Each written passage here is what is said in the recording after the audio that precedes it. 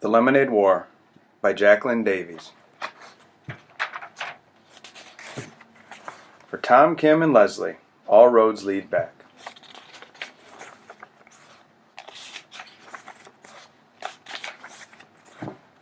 Chapter 1. Slump. Slump, a drop in the activity of a business or the economy. Evan lay on his back in the dark, throwing the baseball up in a straight line and catching it in his bare hands. Thwap, thwap. The ball made a satisfying sound as it slapped his palm. His legs flopped in a V. His arms stretched up to the ceiling, and the thought that if he missed, he'd probably break his nose made the game just interesting enough to keep going. On the floor above, he heard footsteps, his mother's, and then a long, loud, scraping, groaning sound. He stopped throwing the ball to listen. His mother was dragging something heavy across the kitchen floor, probably the broken air conditioner. A week ago, right at the beginning of the heat wave, the air conditioner in his mother's attic had broken. The man from Sears had installed a brand new one, but left the old one sitting right in the middle of the kitchen floor. The Treskys had been walking around it all week. Scrape. Evan stood up. His mom was strong, but this was a two-person job. Hopefully she wouldn't ask him why he was hiding in the dark basement, and hopefully Jessie wouldn't be in the kitchen at all. He'd been avoiding her for 2 days now, and it was getting harder by the minute. The house just wasn't that big. Evan had his hand on the railing when the scraping noise stopped. He heard footsteps fading to silence. She'd given up. Probably the heat, he thought. It was that kind of weather. Giving up kind of weather. He went back to lying on the floor. Thwap, thwap. Then he heard the basement door open. Evan caught the ball and froze. Evan? Jessie's voice sounded echoey in the darkness. Evan? You down there? Evan held his breath. He lay completely still. The only thing that moved was the pins and needles prickling his fingers. He heard the door start to close. Long breath out. But then it opened. Then it stopped and opened again. Footsteps on the carpeted stairs, a black outline of Jessie standing on the bottom step with daylight squirting all around her. Evan didn't move a muscle. Evan? Is that you? Jessie took one short step into the basement. Is that?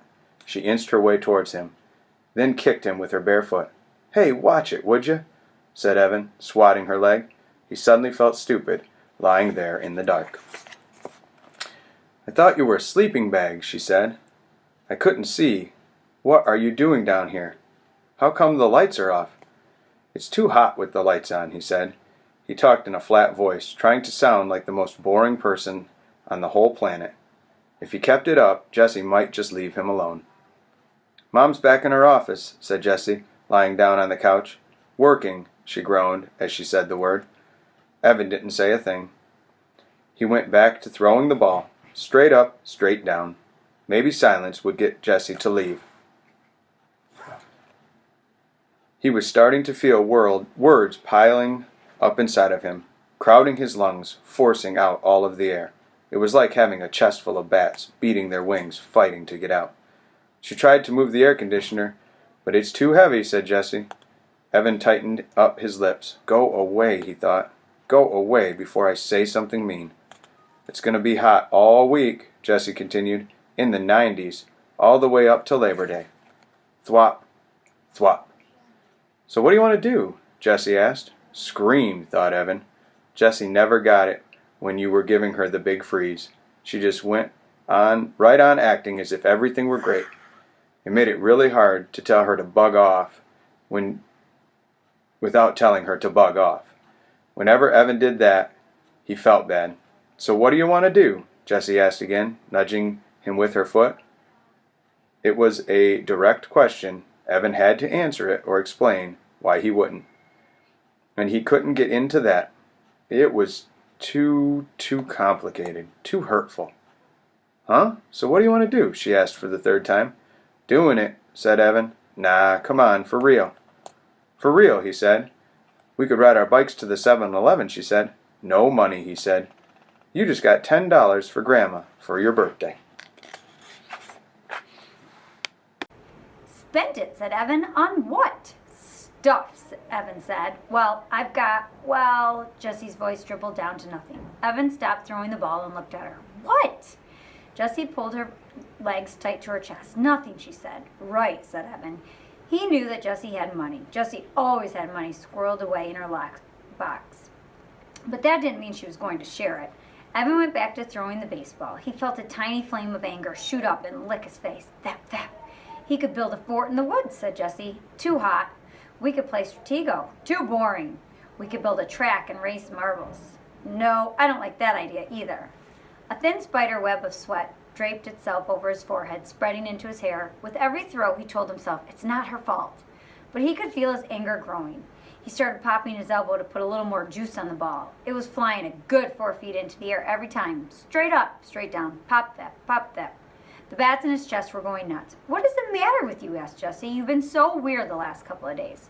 Oh man, here they come. I just don't want to play a silly game like Stratego, he said. You like Stratego. I only picked that because it's your favorite game. I was being nice in case you hadn't noticed. Look, there are only 6 days left of summer, and I'm not going to waste them playing that game. Evan felt his heartbeat speed up. Part of him wanted to stuff a sock in his mouth, and part of him wanted to deck his sister. It's a silly game, and it's for babies, and I don't want to play a silly baby game. Pop, thwap, pop, thwap, pop, thwap. Why are you being so mean? Evan knew he was being mean, and he hated being mean, especially to her. But he couldn't help it. He was so angry and so humiliated and so full of bats there was nothing else he could do except alone, and she'd taken even that away from him. You're the genius, he said. You figured out. Good, that would shut her up. For once, Evan watched the ball flying in the air. Is this because of that letter, Jessie asked? Crack. Evan had taken his eyes off the ball for 1 second, just for 1 second, and the ball came crashing down on his nose. Crud, oh crud, he curled over onto his side, grabbing his nose with both hands. There was a blinding, booming pain right behind his eyes that was quickly spreading to the outer edges of his skull. Do you want some ice? Here, Jessie asked in a calm voice. What do you think? He shouted. Yeah? She stood up. No, I don't want any silly ice. The pain was starting to go away, like a humongous wave that crashes with a lot of noise and spray, but then slowly fizzles away into nothing. Evan rolled into a sitting position and took his hands away from his nose. With his thumb and index finger, he started to pinch the bridge. Was it still in a straight line? Jessie peered at his face in the dim light. You're not bleeding, she said. Yeah, well, it hurts, he said, a lot. It's not broken, she said. You don't know that, he said. You don't know everything you know. You think you do, but you don't. It's not even swollen. You're making a big deal out of nothing. Evan held his nose with one hand and hit his sister's knee with the other. Then he picked up the baseball and struggled to his feet. Leave me alone. I came down here to get away from you, and you just had to follow. You ruined everything. You ruined my summer, and now you're going to ruin school. This is awful. When he got to the bottom of the steps, he threw the baseball down in disgust. Thud. Chapter 2, Breakup.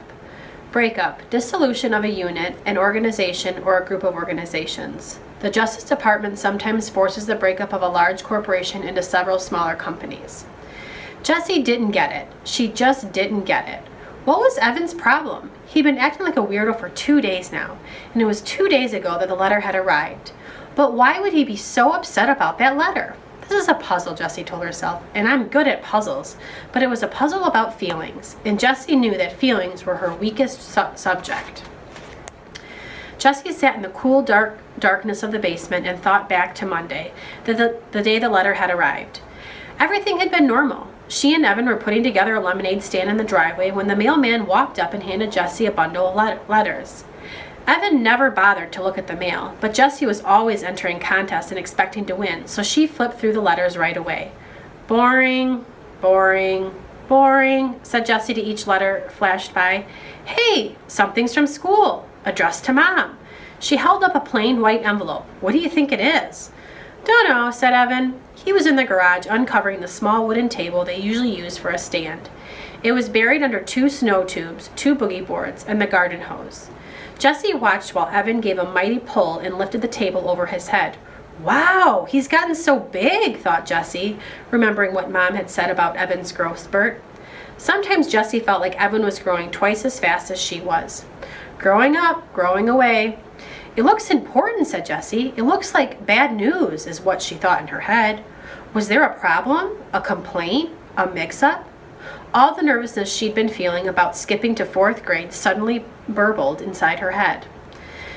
"This table's really dirty," said Evan. "Do you think we can just cover it with a lot of cups and a pitcher and no one will notice?" Jessie looked. The table was streaked with black. "No," Evan grumbled.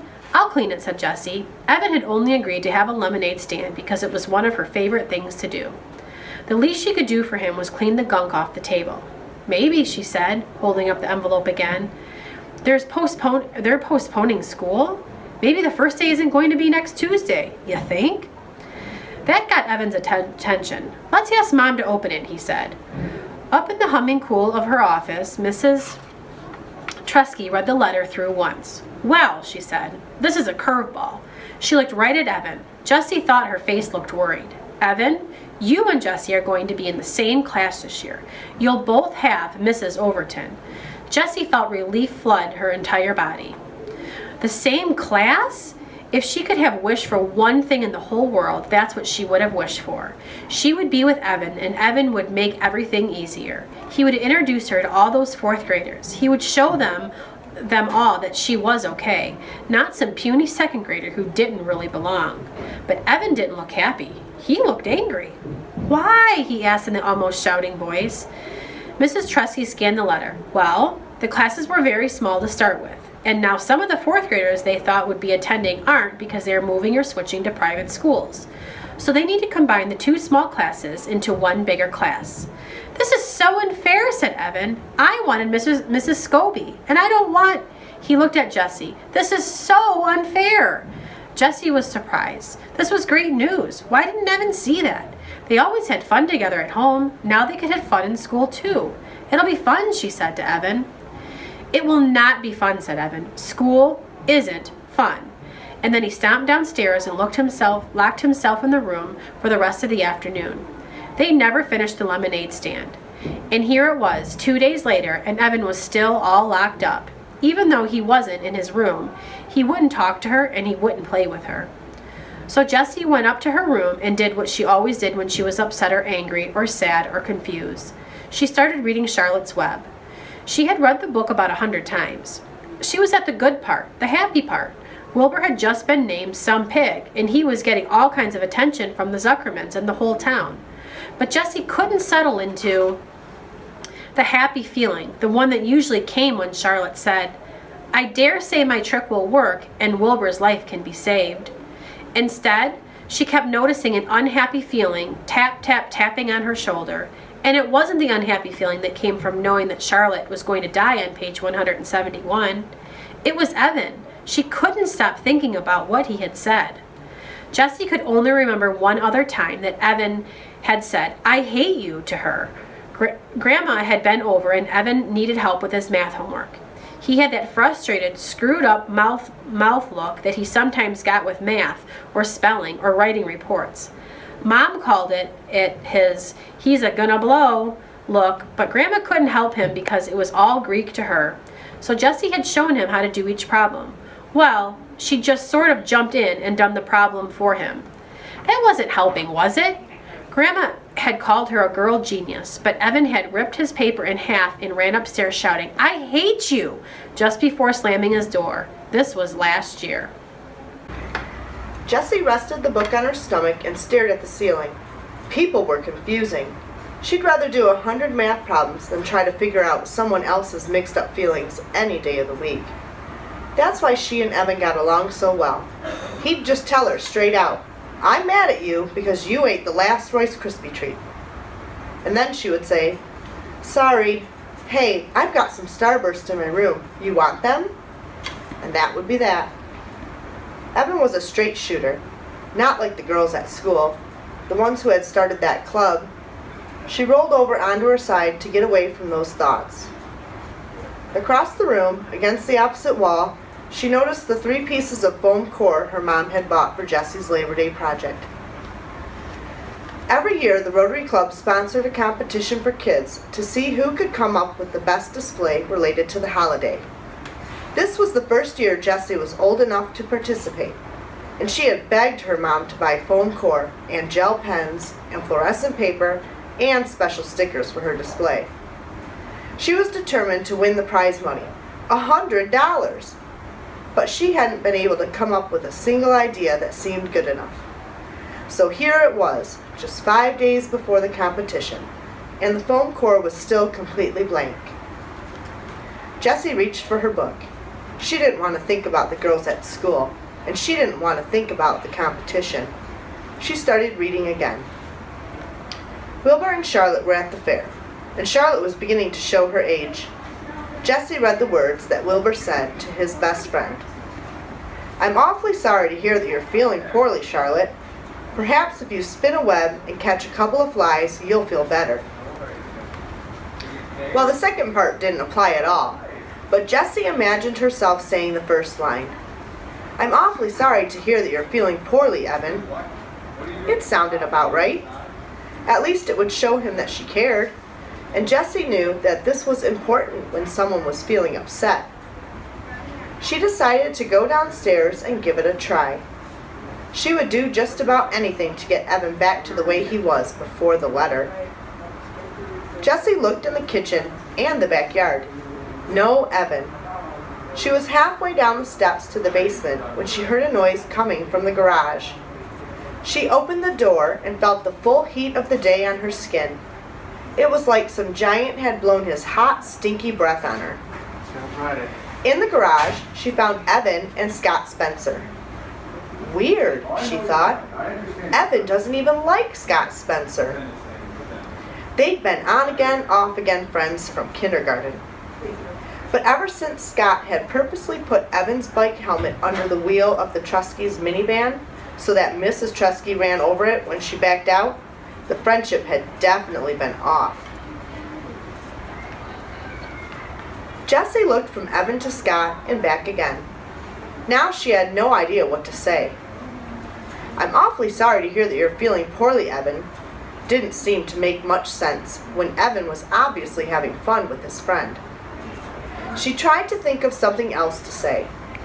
All she could come up with was, "What are you doing?" The boys were bent over a piece of cardboard. Evan was writing letters with a skinny red felt-tipped pen. The purple cooler was in the middle of the garage, and 2 plastic chairs were stacked on top of it. On the top chair was a brown paper bag. "Nothing," said Evan, not looking up. Jessie walked over to the boys and peered over Evan's shoulder. "Lemonade, 50 cents. She said, "You spelled lemonade wrong. It's an O, not an I." But she thought, "Oh, good, a lemonade stand. My favorite thing to do." The boys didn't say anything. Jessie saw Evan's mouth tighten up. "You want me to make the lemonade?" she asked. "Already made," said Evan. "I could decorate the sign," she said. "I'm good at drawing butterflies and flowers and things." Scott snorted. "Huh, we don't want girl stuff like that on our sign." "Do you want to use my lockbox to keep the money in it? It's got a tray with separate compartments for all the different coins." "Nope," said Evan, still working on the sign. "Well," she said, looking around, "I can clean the table for you." The small wooden table, still covered in black streaks, was pushed up against the bikes. "We're not using it," said Evan. "But we always use the table for a stand," said Jessie. Evan pushed his face in her direction. "We don't want it." Jessie took a couple of steps back. Her insides felt runny like a fried egg that hasn't cooked enough. She knew she should just go back into the house. But for some reason her legs wouldn't move. She stood still, her bare feet rooted to the cool cement. Scott whispered something to Evan, and the 2 boys laughed, low and mean. Jessie swayed toward the door, but her feet stayed planted. She couldn't stand it that Evan wanted to be with Scott, who was a real jerk, more than her. "Hey," she said, "I bet you need change. I've got a ton. You could have all my change, as long as you pay it back at the end of the day." "Don't need it," said Evan. "Yeah, you do," insisted Jessie.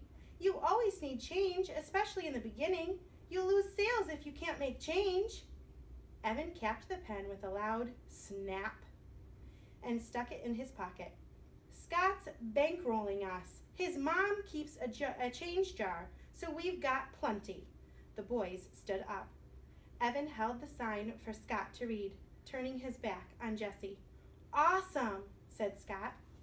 Jessie knew that the sign was not awesome. The letters were too small and thin to read from a distance. Evan should have used a fat marker instead of a skinny felt-tip pen. Everyone knew that. There weren't any pretty decorations to attract customers, and the word lemonade was spelled wrong.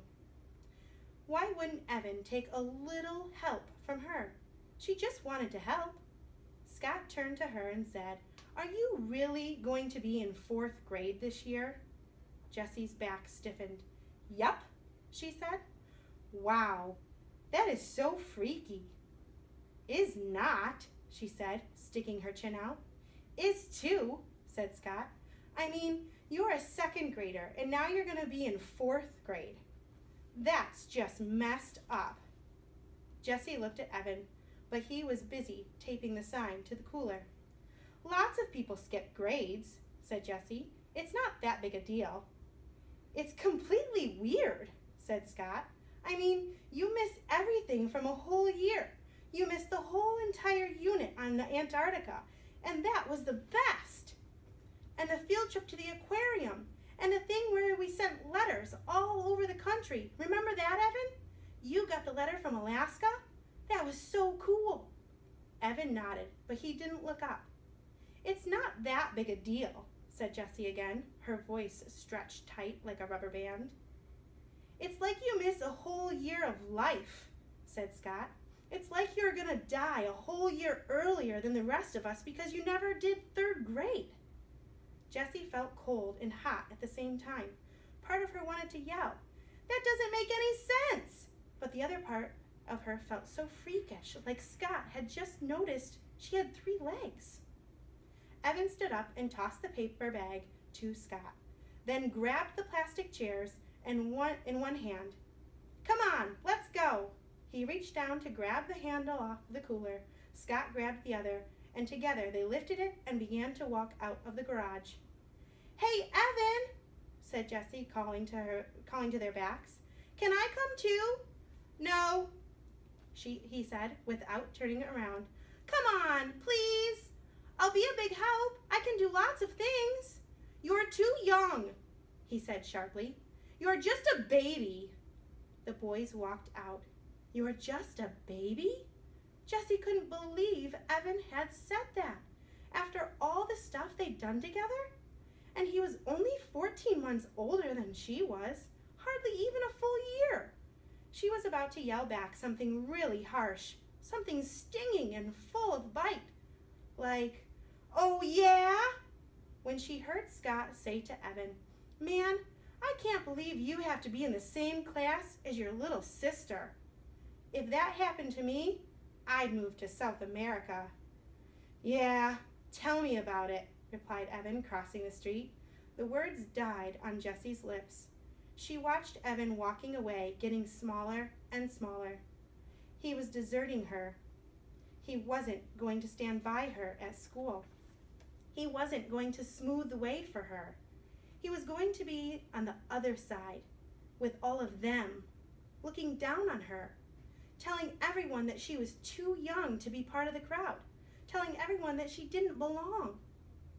"Fine for you, Evan Tresky," she said as she marched into the house, her fists balled up and at her sides. "I don't need you. I don't need you to have fun. I don't need you to run a lemonade stand, and I don't need you to make friends in the 4th grade. Halfway up the stairs, she stopped and shouted, "And I am not a baby!"